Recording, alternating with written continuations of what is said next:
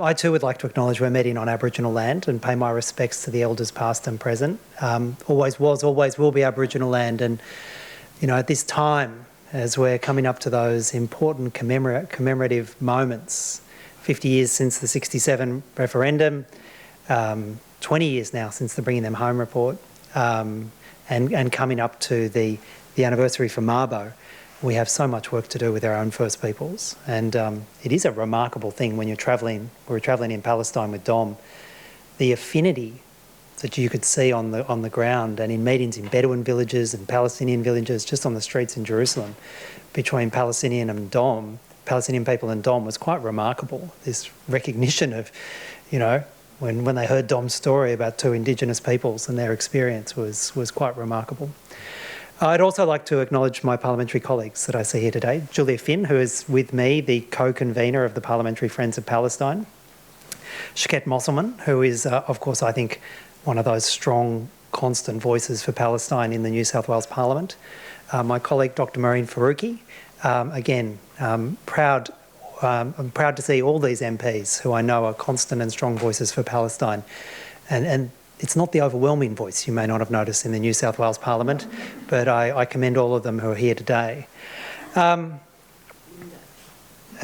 Linda. Well, see, Linda's standing up the back, and Linda was the former co-convener of the Parliamentary Friends of Palestine and has been a voice for Palestine longer than I have in the New South Wales Parliament and a constant friend. And of course, the compere for this evening is Sylvia Hale, as a former member of the New South Wales Upper House. In fact, I have Sylvia's office. It's much tidier now, Sylvia. Sylvia, of course, for me, Sylvia and Lee, John Kay, they showed the way as a Greens MP about how you should be brave and courageous in standing up for Palestine. So I'd like to acknowledge all of those members and former members here tonight. I wish you would too, actually.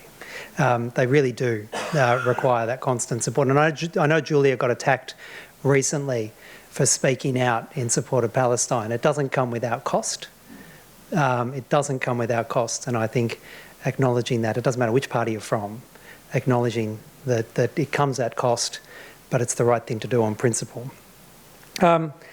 So I've been given like 5 minutes to speak briefly to recount just some of the most recent trip to Palestine, because we're here commemorating the Nakba. And in fact, this is 69 years since the Nakba, that great catastrophe for Palestinian people, the enormous refugee population that followed from it, that deserved the right to return, the loss of land, the loss of culture and connection.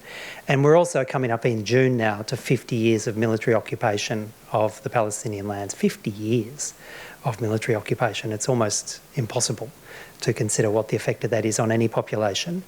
But there were two things I'll speak about just briefly about the trip. One was we were in Palestine in April, and on the 9th of April, we were in a part of West Jerusalem, which now just looks like an ordinary suburb of Jerusalem, just one of those extended ordinary suburbs in West Jerusalem. But it's built on the ruins of a Palestinian village called Deir Yassim. And we were there on the 69th anniversary of the massacre that happened in that village. A small Palestinian village at the time in 1948 of just some 600 residents. And in fact, there's such a tragic backstory to that massacre, because that Palestinian village and a very nearby village, which was a predominantly Jewish village, the two villages had a long history of peaceful coexistence. And it was at a point in the Nakba where there was a real concern from both sides about the impact of the war and the military conflict that was roiling all around them. And the two villages actually communicated between each other and said, neither of us can host armed forces from our own side. We promise not to host them because we've been good neighbours forever. And we promise not to host them, and we promise even more to when we hear reports of either Jewish militia or Palestinian militia or armed forces coming, that we will warn the other side and we will tell them about it and give you time to evacuate if necessary. And there was a complicated arrangement between them in terms of hanging out notices between the two villages.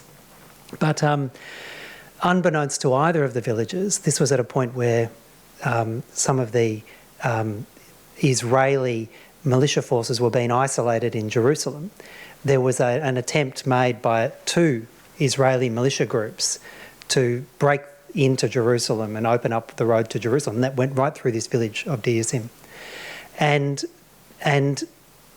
without notifying either of the villages, they just commenced an assault. Two Israeli militia units, one of which was Irgun, of course, the notoriously violent, commenced an assault on Diyusim.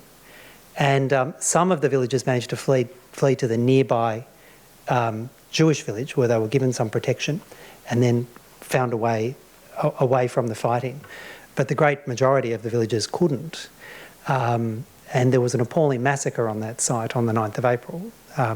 Estimates vary, but of something in the order of 100 Palestinian villages, women, children, young people, men, were massacred just on that one night. And when you're in Jerusalem and you're standing on the ground now, it's as though it never happened.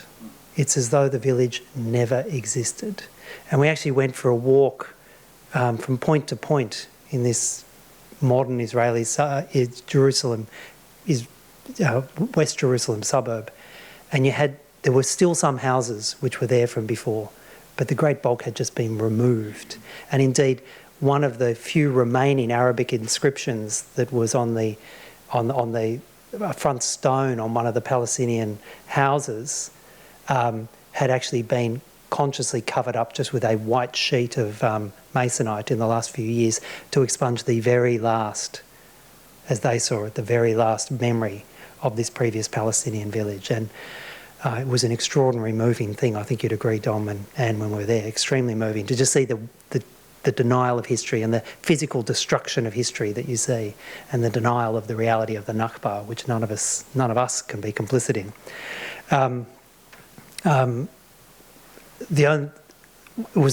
As Sylvia said, it's transforming to go there, to see for yourself, to see the courage and the generosity and the extraordinary positive spirit of Palestinian people under 50 years of military occupation. I mean, it is just extraordinary. Their continuing generosity I find extraordinary. And in some ways, again, I see another parallel with our First Peoples, the constant generosity of Aboriginal and Torres Strait Islander peoples in the face of 2.25 centuries of injustice and oppression. You see parallels with the generosity of the Palestinian people, quite extraordinary.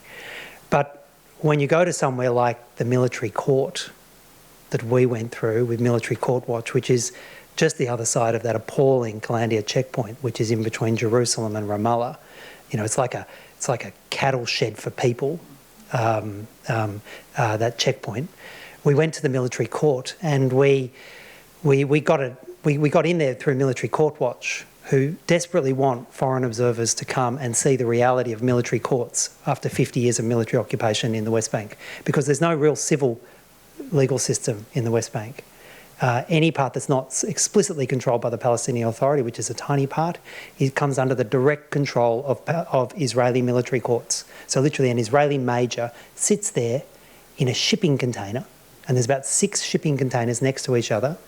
They sit there at one end of a shipping container and they pass judgment on Palestinian children, Palestinian people, Palestinian adults, and the entire legal system is done, of course, in a foreign language to the Palestinian people.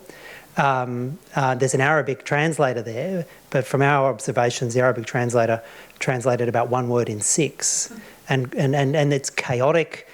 In half a shipping container, you have about 15 people involved in the court process. Sometimes you have 4 or 5 defendants in the dock at the same time, people talking over each other in Hebrew, utterly chaotic. And you see Palestinian people just being processed. It's like a legal factory, or a semi-legal factory, just being processed through this so-called court. And what was deeply distressing was the number of children. And we met in the middle of this court complex. There's like another holding pen with where all the parents are sitting, waiting for their kids to come on for trial, and 30, 40 mothers sitting there waiting for their children to be either sentenced or convicted and sentenced on the same hearing. And their distress was just palpable, really palpable. When they found that we were from foreign observers, they were desperately keen for us to sit in their court hearing and hear what was happening with their children and bear witness, because they thought maybe that's some way of holding these buggers to account. And indeed, we did sit on one. It wasn't a juvenile, it was a young man. His mum was there, asked us to sit in there, 22-year-old, and he was being prosecuted with incitement on Facebook. And indeed, as we spoke to mother after mother after mother, and we saw case after case in the courts, that was the common charge. People going to jail for 6 months or up to 2 years for incitement to Facebook. To call it a court process is an embarrassment to the legal process. It was an appalling abuse of rights. This military occupation must end. We must speak up against it. We have an obligation as MPs and members and citizens in a free country to ensure that we speak up for freedom in Palestine. I thank the CJPP for putting this on. I thank APAN as well for organising that tour. And I'd urge anyone who hasn't been to contact APAN and get out, visit Palestine and come back and seek justice. Thank you.